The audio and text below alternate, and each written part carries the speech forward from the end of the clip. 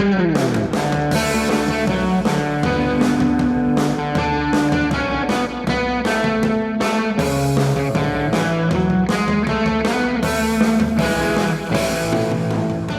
to the How to Live in Denmark podcast. I'm Kay Zander-Mellish. When I do How to Live in Denmark presentations, I generally ask for just a few simple items. A screen, a remote, a glass of water. On a recent gig, I was provided with everything except the water. And since I had met several of the company's employees when I arrived, handshakes with Mette and Søren and Nikolai, I asked one of them to kindly get me a glass of water. I asked Nikolai. Nikolai smiled, walked off, and brought me back a glass of water. It was only after the event was finished and I was home making connections on LinkedIn that I found out Nikolai is Senior Vice President for Europe, with more than 650 people working for him and a salary that must have been in the 3 million crowns a year zone. But Nikolai had never mentioned his title to me, because that's just not done in Denmark. One of the most important words in the Danish language is ligestilling, equality. The belief that all Danish people are basically equal permeates every relationship and every interaction. It's one of the reasons customer service tends to be so poor in Denmark.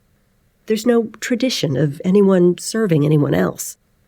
You could dip deep into Danish history to find the reason for this passion for equality, which probably has something to do with the need for farmers to cooperate in order to make it through the dark Scandinavian winter.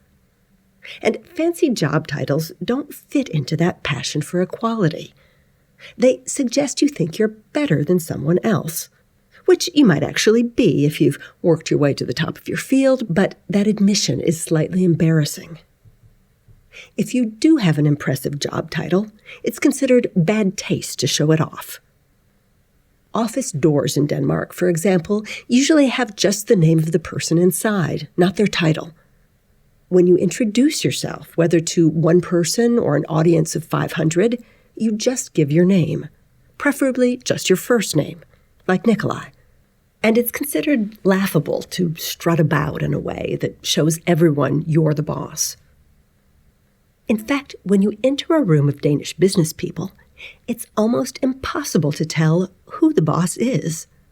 Everyone's dressed the same, everyone acts pretty much the same, and nobody shows any particular deference to the boss. Now, this can be a problem when you're a job hunter or a salesperson, and you have to figure out who in the room has the power to make a decision. To Danes, titles are pompous. Even doctors and professors use their first names. But the lack of titles can be confusing to foreigners who do business with Danes. Particularly in hierarchical cultures, many people want to deal with a Dane of a similar status to their own. So when highly educated Danes sign an email with just their first names, as is considered good, equal manners in Denmark, people from hierarchical societies often assume they're talking to a secretary or an intern. That can get in the way of a good business deal. I recently read a Danish guide to doing business in India. The writer suggested that Danish people not only use their job titles, but actually create a job title that sounds as impressive as the Indian they want to do business with. Now, for a Dane, that's a little bit like putting on a costume at a party. Titles seem artificial and make them feel slightly uncomfortable. Now, I do an event that includes tips for Danes working with Americans, and one of the most frequent complaints I hear is how Americans love their titles and how tiresome and pretentious that is. The truth is, Danes don't always understand how competitive the world outside Denmark can be. In the USA or India or China, the competition to get into the best schools is brutal and begins in childhood. A good primary school may be necessary in order to get access to a good secondary school, which can set you up for a good university. If you outperform everyone else at all three, you might get a chance at a good job, at a good company, and then work your way up to a fancy title. That fancy title means your hard work has paid off. It means you've won.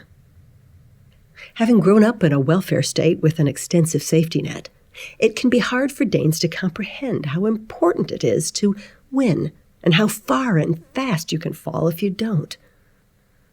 In Denmark, it's much less common to obsess about the top primary schools or top secondary schools. There are only a few major universities, each of which is top in its own subject. And the focus throughout the Danish educational system is on group work, not individual excellence. Successful students focus on building the network they'll need to get good student jobs and internships in their fields, not on antagonizing people by showing they're the smartest one around. I've found, actually, that Danes who do have that smartest one around type of personality often end up leaving Denmark. I know of several that have started successful businesses in the USA, for example. Anyway, if they remain in the local business world, Danes don't start a conversation with a potential new contact by asking about titles. They chat about teams, projects, customers, goals, maybe past companies they've worked for. If a title is mentioned at all, it's mentioned at the end of the conversation. It's even considered a bit crass to research someone's title before you meet them, although with LinkedIn, that's increasingly easy to do.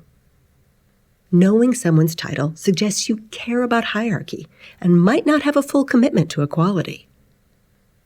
And to be fair, the flat management structure at Danish companies means someone's title doesn't always reflect how much power they have, or their ability to hire, or sign on the dotted line, or whether or not they'll be asked to go fetch some visiting American a cold glass of water.